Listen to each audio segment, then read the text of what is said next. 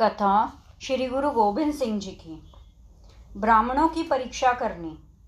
अच्छे श्रेष्ठ ब्राह्मणों का चुनाव करने के लिए गुरु जी ने दूर दूर से क्षेत्रों से, जैसे कि कश्मीर, मथुरा, प्रयाग, काशी आदि दक्षिण पूर्व दिशा से सारे पंडितों को आनंदपुर आने के लिए अपने सिख भेजकर बुलाया। जब बहुत से पंडित इकट्ठे हो गए तो गुरु जी ने उनके लिए एक और लंगर में खीर पूड़े तथा लड्डू आदि तैयार करवाए और दूसरी ओर मांसाहारी भोजन तैयार करवाया। तदुपरांत गुरु जी ने सबको विदित कर दिया कि जो वैष्णव भोजन खीर पूड़ी आदि खाएगा उसे 5 रुपये दक्षिणा मिलेगी तथा जो मांस वाला भोजन खाएगा उसे 5 मोहरें दक्षिणा मिलेंगी। गुरु जी के यह वचन सुनकर बहुत से पंडित मांस खाने वाले लंगर में जा बैठे तथा बाकी थोड़े से ही वैष्णव भोजन खीर पूड़े वाले लंगर में रह गए। दोनों लंगरों में सबने भोजन खा लिया तो गुरु जी ने मांसाहारी ब्राह्मणों को संबोधित करके कहा कि तुमने लोभवश होकर अपना ब्राह्मणी धर्म भ्रष्ट किया है। मांस खाना क्षत्रियों का धर्म है, ब्राह्मणों का नहीं। इस करके तुम्हें 5-5 मोहरों की जगह 5-5 रुपये दक्षिणा दी जाती है। तत्पश्चात आप जी ने वैष्णवों को कहा, तुमने लोभवश होकर अपना ब्राह्मण धर्म नहीं छोड़ा, जो लोक परलोक में सहायक होता है। तुम्हें शाबाश है।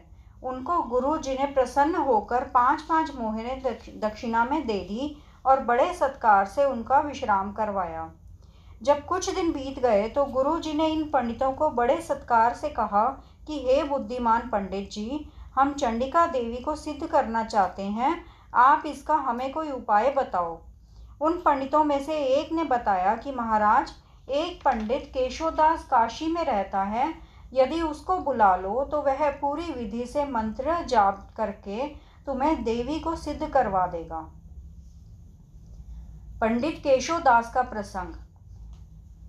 पंडितों की बात सुनकर गुरु जी ने केशोदास को काशी में बुलाकर कहा कि सब पंडितों ने आपकी स्तुति की है कि तुम देवी को सिद्ध करने की विधि भली भांति जानते हो।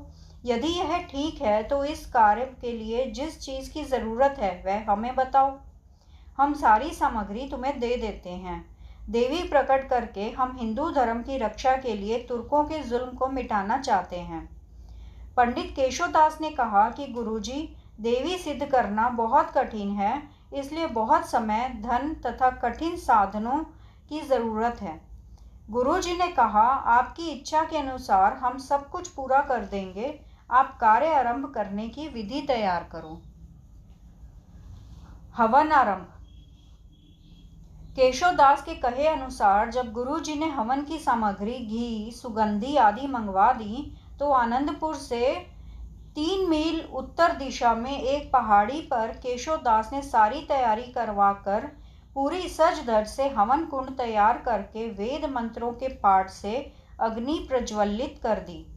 तदुपरांत गुरुजी ने सारा दिन हवन करते रहते और रात को विश्राम करते।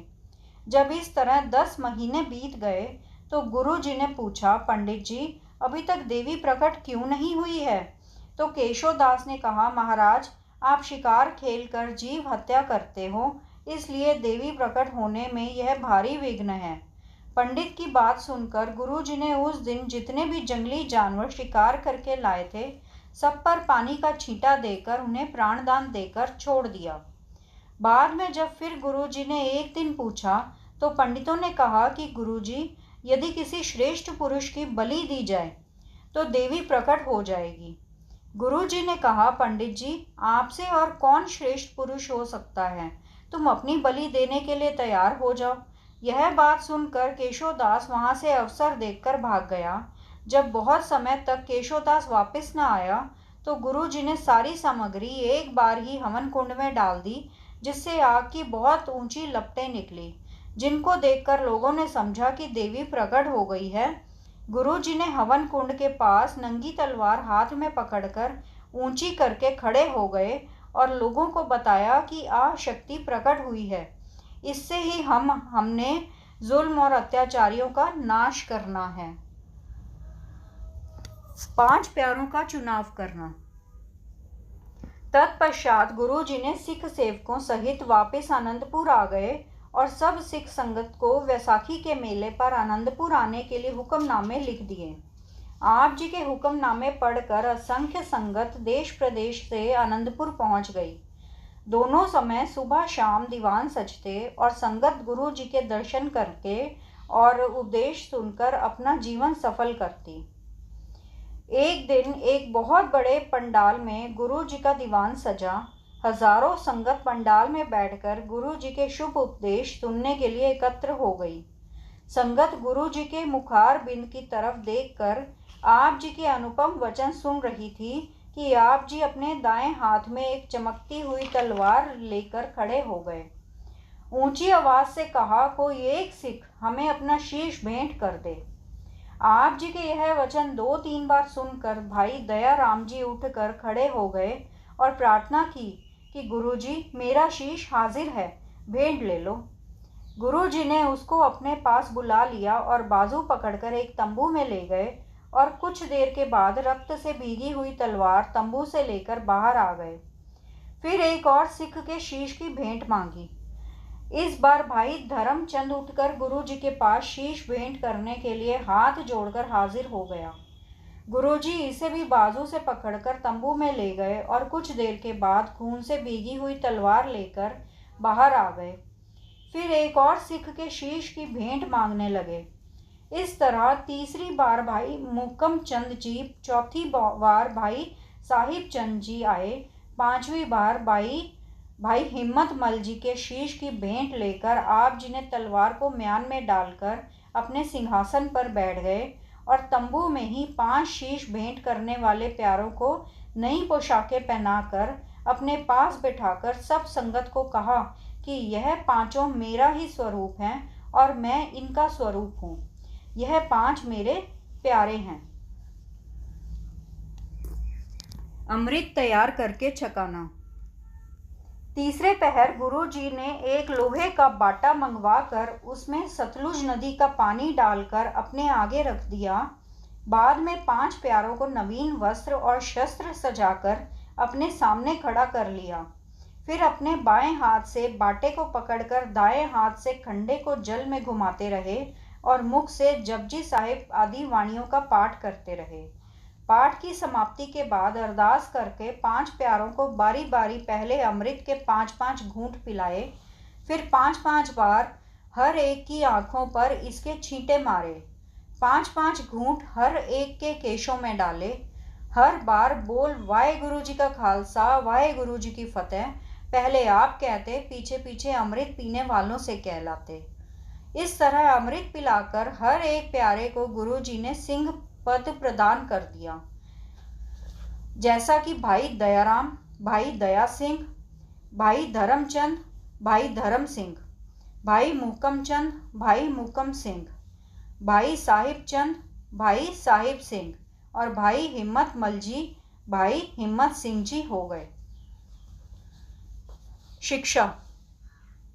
गुरु का अमृतधारी सिख नड़ी मार यानी हुक्का तंबाकू पीने वाले, कुड़ी मार यानी लड़की की हत्या करने वाले, मनसद गुरु के नाम पर माया लेने वाले, मीणे प्रीति चंद को मानने वाले, धीर मलिए ते राम राय, धीर मल तथा राम राय को गुरु मानने वाले से मेल मिलाप न करें।